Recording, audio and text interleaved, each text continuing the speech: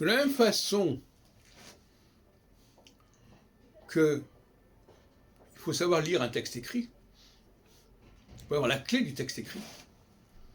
Et pour cela, il faut déjà parler la langue pour pouvoir comprendre le texte écrit.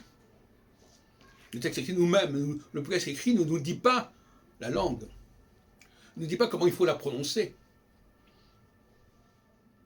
Il y a des traditions orales. Quand vous avez un texte en français, on ne vous dit pas comment il faut le prononcer. On n'a pas la clé. En tout cas, ce n'est pas dans le texte. On peut vous le dire par ailleurs, mais ce n'est pas dans le texte. Donc, ça, c'est un premier point.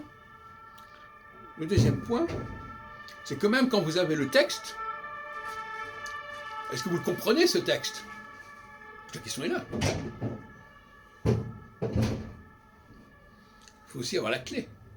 Et pour comprendre le texte, quand on lit un texte, par exemple sur Paris, ou une page de journal, il y a des tas de références qui ne sont pas dans le journal, qui sont supposées être connues du lecteur. Donc là encore, voyez-vous, il faut des clés pour comprendre le texte. Et si je n'ai pas ces clés-là, je fais des contresens. Je ne lis pas correctement le texte, je ne le prononce pas correctement, et je ne le comprends pas correctement. Parce que j'ai du peu. Il y a l'esprit et la lettre. La lettre, la lettre, c'est ce qui vous est donné comme ça, de façon brute. Mais si vous n'avez pas les clés, vous n'accédez pas à l'esprit du texte, vous n'accédez pas ni à sa musique, ni à sa signification.